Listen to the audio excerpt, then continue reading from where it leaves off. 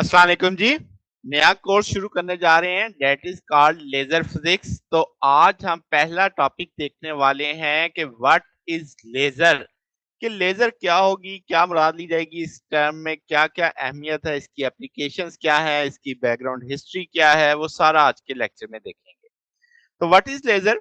Laser बुनियादी तौर पे चंद अल्फाज का मुखफ़फ़ कह लें कि जिसमें आप कहते हैं L stand for light, A for amplification by stimulated emission जिसे एससी लिखा गया है ऑफ रेडिएशन।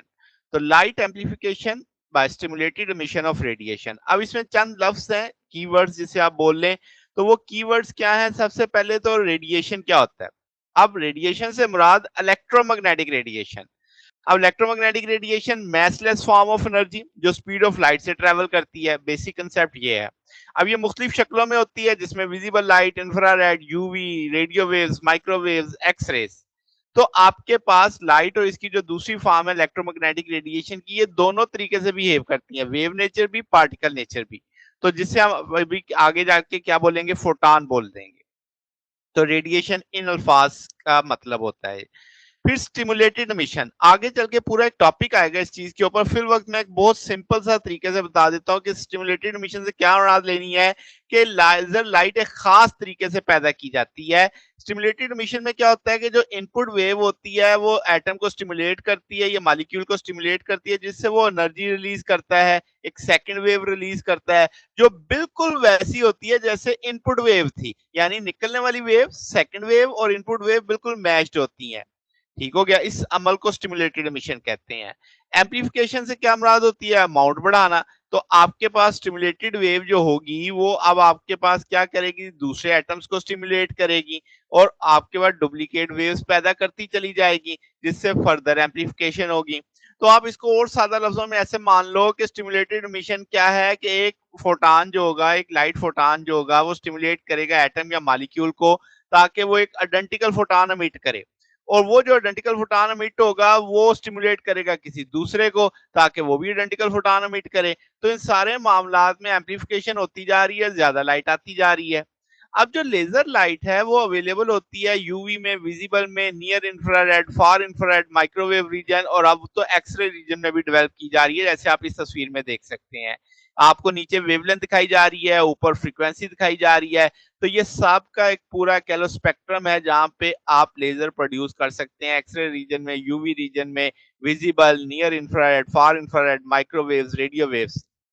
तो स्पेक्ट्रल रेंज होती है लेजर की, वो आम तौर पे एक्सटेंड करती है गीगाहर्ट्ज से लेकर टेराहर्ट्ज तक। ठीक है। तो अब आपके पास रूटीन यानी यूजुअली जिसे कह लें आमतौर पे जो अवेलेबल होती है। करेक्टरिस्टिक्स की बात करें तो इसमें चार ऐसी बुनियादी खूबियां हैं जो आम लाइट से इसको मुमताज करती हैं, डिफरेंट करती हैं। यानी आपके पास आम विजिबल लाइट में वो खूबियां नहीं होंगी। तो वो स्ट्राइकिंग फीचर क्या है? सबसे पहले हाई मोनोक्रोमेटिसिटी, यानी सिंगल वेवलेंथ पे जितने भी फोटान होंगे उन सब की एनर्जी सेम होगी, उन सब की वेवलेंथ सेम होगी।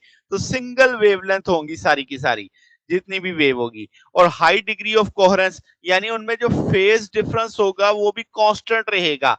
यानी अब वो जब चलेंगे तो उनमें फेज चेंज नहीं होगा, तो हाई डिग्री ऑफ कोहेरेंस आ जाएगा।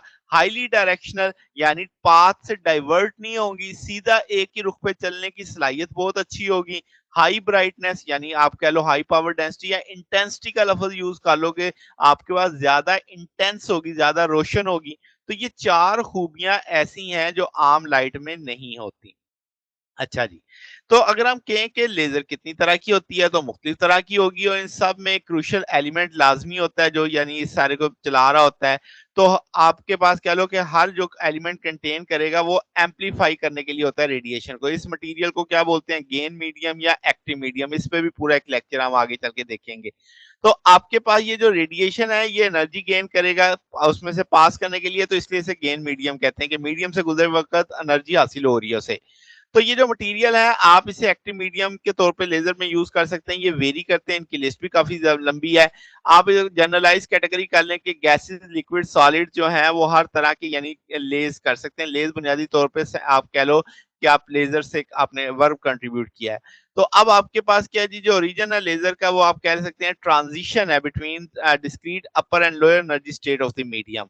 कि एक मीडियम की लो एनर्जी स्टेट है, एक मीडियम की हाई एनर्जी स्टेट है, वहां से जो एनर्जी निकलेगी वो आप बेसिकली उस सेंस में उसे देखेंगे, उसमें स्टेट ऑफ मैटर की अहमियत नहीं है। जैसे आप पहले बहुत मशहूर देखे हैं हीलियम नियॉन लेजर है, ये आम तौर पे रेड लेजर लाइट पैदा करती है जिसकी पावर आमतौर पे मिली वाट रेंज में होती है। ये डिफरेंट कलर्स में भी अवेलेबल होती है, यानी डिफरेंट एनर्जी कलर्स भी क्रिएट कर सकते हैं इसके। CO2 लेजर है, कार्बन डाइऑक्साइड लेजर है, ये इंफ्रारेड रेडिएशन देती है हाई पावर वेवलेंथ की 9.6 से 10.6 माइक्रोमीटर की। अगर आप देखें न्यूडियम आपके पास है लेजर, इसमें आपके लेजर का सोर्स है जो नियर इंफ्रारेड रेडिएशन देता है 1.60 माइक्रोमीटर में। फिर आपके पास टाइटेनियम सफायर लेजर है, ये लेजर ऑपरेट करती है कंटिन्यूस वेव लेजर के तौर पे, फेम्टोसेकंड लेजर भी इसे देखते हैं। और आपके पास इसमें जो रेंज होती है 650 से 1080 नैनोमीटर की होती है।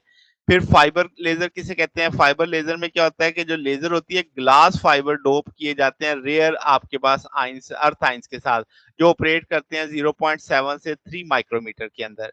फिर अगले चले सेमीकंडक्टर लेजर, ये भी बहुत मशहूर है। सेमीकंडक्टर लेजर आप कह लें बाइपोलर सेमीकंडक्टर लेजर होती है, ये अवेलेबल होती है entire visible near UV near infrared में। तो जो वेवलेंथ और पावर है ये नैनो वाट्स रेंज से लेकर 100 मिलीवाट तक होती है। रेडिएशन जो जनरेट होती है वो डिपेंड करती है उसके डिजाइन पे कि किस तरीके की लेजर डिजाइन की जा रही है। तो आपके पास सेमीकंडक्टर यानी आपके रेडिएशन है, ये आप कह लें कि किलोवाट रेंज तक आप इसे बना सकते हैं, इसकी मुख्तलिफ कैटेगरीज ला सकते हैं। अब हिस्टोरिकल बैकग्राउंड भी इसका बड़ा इंटरेस्टिंग है। जो बुनियादी आइडिया था वो लेजर का नहीं था, वो मेजर का था। मेजर क्या है? माइक्रोवेव, एम फॉर माइक्रो के लिए। तो ये लेजर्स का कह लो कि इसकी इब्तिदा इससे हुई। आपके पास एक साइंटिस्ट थे C.H. टाउन्स, उन 1954 में वो एक बेंच पे बैठे थे फ्रैंकलिन पार्क वाशिंगटन डीसी में। अब वो बुनियादी तौर पे जो आइंस्टाइन का आइडिया था स्टिमुलेटेड एमिशन, जो उन्होंने 1917 में प्रपोज किया था, उसको देख देख रहे थे कि उन्हें पता चला कि मल्टीप्लिकेशन ऑफ फोटॉन नंबर का जो इसमें कंसेप्ट था, उन्होंने विजुलाइज किया कि अगर इस प्रोसेस को इफेक्टिवली कंटिन्यू किया जाए और सस्टेन रखा जाए तो आप एक नॉर्मल एम्पलीफिकेशन कर सकते हैं फोटॉन नंबर की और रेडिएशन इंटेंसिटी की। तो उसने ये सब कुछ क्या किया, back of the use envelope पे लिखा और लेबोरेटरी की तरफ चल पड़ा। अब इस सारे में आइंस्टाइन की थ्योरी का जिक्र है तो थोड़ा सा रिवाइज कर लेते हैं, छोटी क्लासेस में हमने वैसे इसे पढ़ा हुआ है। तो स्टिमुलेटेड प्रोसेस में क्या होता है, आइंस्टाइन ने ये प्रोसेस किया था कि एक इंसिडेंट फोटॉन होगा, वो एक एटम पे टकराएगा, इंसिडेंट करेगा, उसका एनर्जी लेवल डिफरेंस जो होगा वो उसे रेजोनेट करेगा एक फ्रीक्वेंसी न्यू तक जो रेडिएशन बीम की होगी। अब वहां पे इंड्यूस करेगा या स्टिमुलेट करेगा एटम को ताकि वो अपर एनर्जी लेवल पे जाए और फिर वो नीचे आए। अब इस सारे प्रोसेस में एटम जो है वो एक एडिशनल एनर्जी जिसे आप एच का टू म्यू ओमेगा कह सकते हो, E2 माइनस E1, तो वो एक फोटॉन एमिट करेगा जो एग्जैक्टली उतना ही होगा जितना आने वाले का था, आने वाले रेडिएशन क्या फोटॉन था। एडिशनली जो फेज होगा निकलने वाले फोटॉन का बिल्कुल वही होगा जो आने वाले फोटॉन का था, तो इन फेज भी हो गया, कोहेरेंट भी हो गया। तो आपके पास इससे एफिशिएंट मल्टीप्लिकेशन ऑफ एनर्जी थी। तो ये जो प्रोसेस था इसे एटम चाहिए थे अपर एक्साइटेड स्टेट में ताकि उनको नीचे लाया जा सके। तो ये जो आपके पास अरेंजमेंट है ना, ये ताकि उसको सस्टेन रखा जा सके। तो ये एक थ्योरी थी। अब ये बुनियादी तौर पे वो मामलात थे जो आपके पास टाउन्स, जिसके आपने स्टूडेंट्स की मदद से उसने एक ऐसी डिजाइन डिवाइस किया जो आपके पास प्रोड्यूस करेगा एम्पलीफिकेशन माइक्रोवेव रेडिएशन की इन अमोनिया मॉलिक्यूल। तो ये एक इन्वेंशन थी मेजर की। अब ये जो आइडिया लाइट एम्पलीफिकेशन का है ये बुनियादी तौर पे रशियन साइंटिस्ट ने कहा, जिसमें बेसेव और प्रोखोरोव ने थे सेम टाइम उसी तरह में जिस तरह टाउन्स कर रहा था। उन्होंने एक प्रिंसिपल शेयर किया, बताया कि जो आपकी इलेक्ट्रोमैग्नेटिक रेडिएशन है ऑप्टिकल रीजन में तो उसे लेजर में नाम दे दिया गया। जो आपके पास प्लॉजिबल सोर्स ऑफ रेडिएशन था तो फर्स्ट लेजर सोर्स 1960 में डेवलप किया गया। तो 1964 में आपके पास टाउन्स और बेसेव को और इन सब को मिला के नोबेल प्राइज से अवार्ड किया गया। उन्होंने एक पेपर जारी किया जिसका नाम था for fundamental work in the field of quantum electronics which has led the construction of oscillators and amplifiers based on maser laser principle. अच्छा जी, फिर अब लेजर में काफी नोबेल प्राइज दिए गए, मैंने चंद एक लिखे हैं जो इब्तदाई दौर के थे। 1966 में एल्फर्ड को ऑप्टिकल पंपिंग पे दिया गया, 1961 में होलोग्राफी पे मिला, 1981 में आपके पास नॉन लीनियर ऑप्टिक्स और लेजर स्पेक्ट्रो पे मिला, 1989 पे आपके पास मेजर और एटॉमिक क्लॉक्स पे मिला। तो और भी काफी हैं, मैंने सिर्फ वो लिखे जो चंद एक इब्तदाई दौर के थे। फिर एप्लीकेशंस की बात करें तो लेज़र के पास कह लें कोई हद ही नहीं है जिस जगह पे लेज़र इतनी जगह पे इस्तेमाल हो रही है। तो एक साइंस का गिफ्ट है जो आप कह लो कि number of application, number of science की फील्ड में, बायोलॉजी में, मेडिसिन में, केमिस्ट्री में, मेटलर्जी में, एरोनॉटिक्स में हर जगह इस्तेमाल हो रहा है। अब अगर हम इसका आम बंदों वाले देखें कि कॉमन मैन इसका यूज़ कैसे देखता है, तो हम देखते हैं कि वेरियस जो सर्जिकल प्रोसेस में आई सर्जरी होती है, स्टोन किडनी स्टोन के लिए इसकी सर्जरी होती है। फिर आपके पास होलोग्राफी में इसका यूज है, फिर अल्ट्रा सेंसिटिव गायरोस्कोप में, फिर स्ट्रेट लाइन सर्वे के लिए, सुपरमार्केट्स में जो बारकोड चेक होते हैं, आपके पास सीडी प्लेयर में लेजर आपके पास हेड होता है, वेल्डिंग, ड्रिलिंग, स्क्रिबिंग और कॉम्पैक्ट डेप्थ रे पिस्टल, ये सारी इसकी एक तरह से एप्लीकेशंस हैं। तो ये हमारे पास आज का टॉपिक था। अगर आपको इसमें कोई बात पूछनी हो, डाउट हो तो नीचे कमेंट्स में पूछ सकते हैं। वीडियो अच्छी लगी हो तो वीडियो को लाइक कीजिएगा, दोस्तों के साथ शेयर कीजिएगा, चैनल को सब्सक्राइब कर दीजिएगा।